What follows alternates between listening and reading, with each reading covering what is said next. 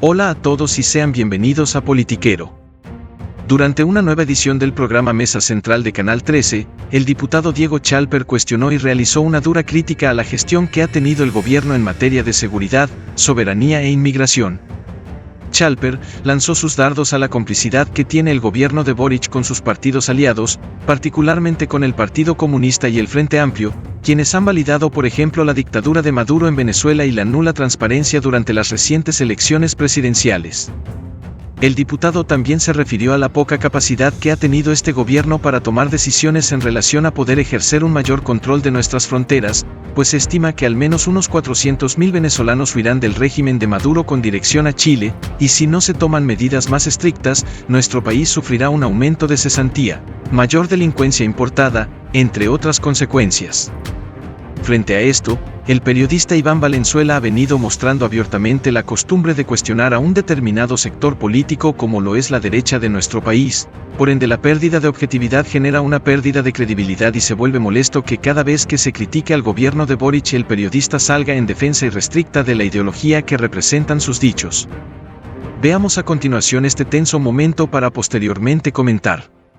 O sea, yo partiría de la base, Iván, que el gobierno del presidente Boric básicamente ha podido impulsar las medidas de seguridad y las políticas en materia legislativa de seguridad porque primero abandonó sus proyectos originarios. Usted comprenderá que este gobierno asumió hablando de la militarización del Gualmapu, romantizando la migración ilegal. Entonces ha habido un vuelco muy brutal después del proceso constitucional que para mí es el punto de inflexión. Segundo, si usted revisa los proyectos de ley que se han aprobado, hoy día la ministra Toá se jacta de algunos en el Mercurio, la inmensa mayoría son aprobados con votos en contra del oficialismo.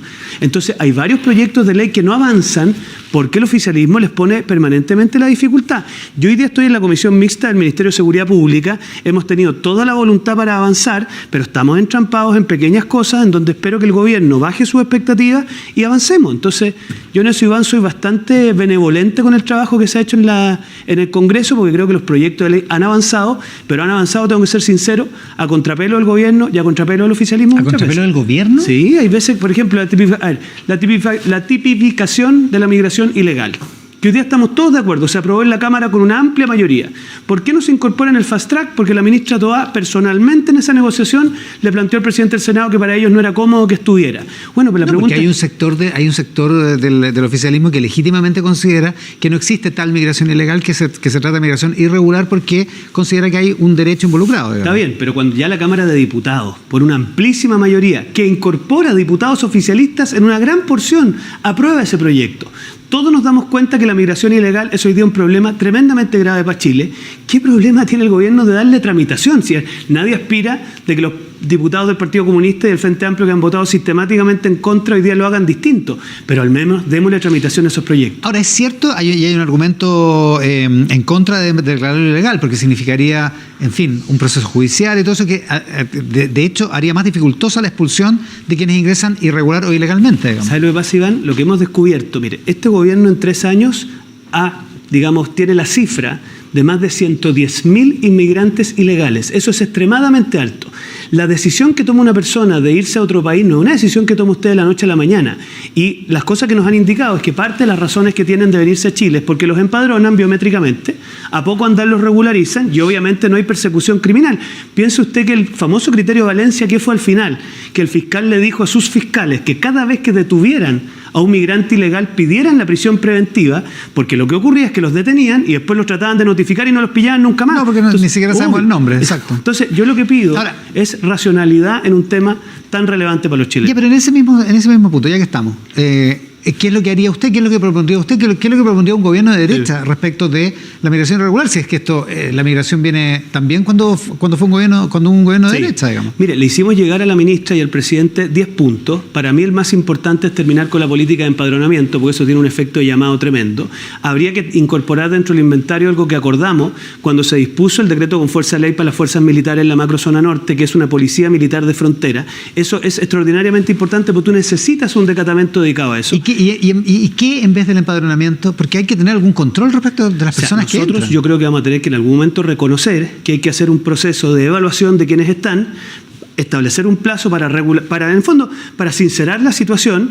Aquellos que están con órdenes de expulsión pendientes vamos a tener que disponer los medios pendientes para expulsarlos. Si el problema que hoy día tiene la PDI es que muchas veces se decreta la orden de expulsión administrativa y no los pueden encontrar. No tienen cómo, claro. Claro, y después lo más relevante, Iván, es cortar el efecto llamada. El alcalde Colchane nos dice a nosotros que diariamente ingresan entre 200 y 400 personas al día. Entonces, sí, y un desastre además para su comunidad. Mientras eso se mantenga así, y perdón, a propósito de lo que decían en el panel de Venezuela, porque alguien dice, ¿por qué siguen discutiendo de Venezuela? Porque si persevera el régimen de Nicolás Maduro, las proyecciones indican que podrían venirse 400.000 para esta zona del continente. Entonces, eso es imposible de manejar para cualquier país. Así que yo le pido en eso al gobierno sobreponerse a las presiones ideológicas de ciertos sectores de su coalición y empujar las leyes que hay que empujar. Sí, la pregunta de fondo es si un gobierno de derecha podría ser más efectivo en esto. Yo creo que sí. Porque no lo ha demostrado los hechos, digamos. Mire, acuérdese usted que en el último gobierno de derecha que hubo, sacamos la ley de migración adelante, pese a que la llevaron al Tribunal Constitucional. Se inició un proceso de orden interno, donde se dijo, mire, todos los que han ingresado tienen tanto plazo para ir a las oficinas de migraciones y ver cuál es su situación, y si no, lo vamos a expulsar, y eso ordenó mucho el tema. Y yo creo que muy importantemente, cuando nosotros decimos que hay que tipificar esto, lo que estamos diciendo es hay que cortar el efecto llamado, porque mientras Chile siga siendo un destino predilecto para los migrantes ilegales, Iván, no tenemos nada que hacer en el combate a este tema. Una cosa más en materia de seguridad, no nos ha escandalizado probablemente porque los métodos han sido distintos, pero este fin de semana, las últimas 24 o 36 horas, han muerto 7 personas aquí en la ciudad de Santiago. Ha sido un fin de semana extremadamente violento. ¿Qué es lo que se puede hacer? ¿Qué es lo que está fallando? Bueno, yo veo con mucha angustia, Iván, la normalización de los crímenes violentos en Chile, los crímenes importados. Efectivamente hay una dimensión que es legislativa, pero yo creo que no podemos seguir en eso. Aquí hay una cuestión de gestión. Lo dijimos hace un tiempo, el programa Calles sin Violencia fracasó.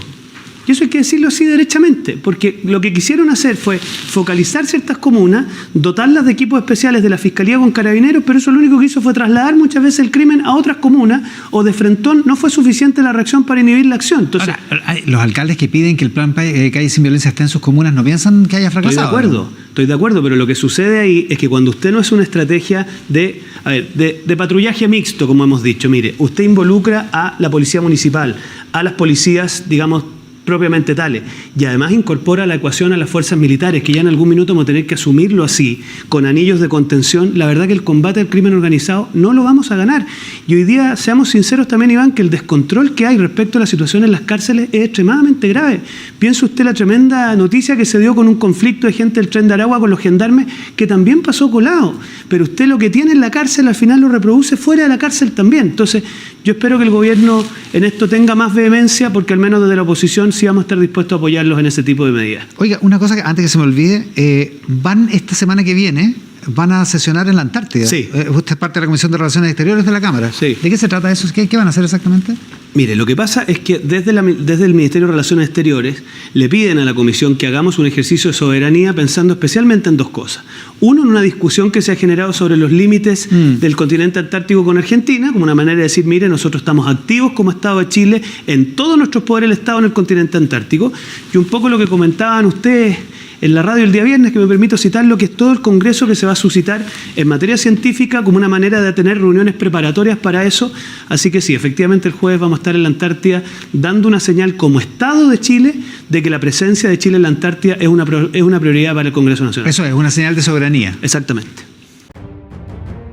Finalmente, no podemos esperar absolutamente nada de este gobierno donde impera la improvisación y la poca capacidad de gestión, y se hace totalmente necesario contar con ministros y aliados que sean personas capacitadas e instruidas, y no un séquito de novatos y parientes que solo llegaron al gobierno tan solo por amiguismos o parentescos.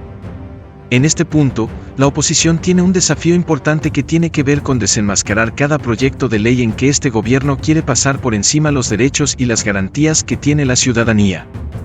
La crisis de seguridad que se vive en nuestro país se ha venido extendiendo por varios años y se ha acentuado fuertemente en este gobierno de Gabriel Boric, pues es el escenario ideal que anhelaban para meterle inestabilidad al país y perpetuarse en el poder, donde claramente han demostrado que no tienen dedos para el piano y solo les importa llevarse los recursos para la casa, recursos que son destinados para los más pobres.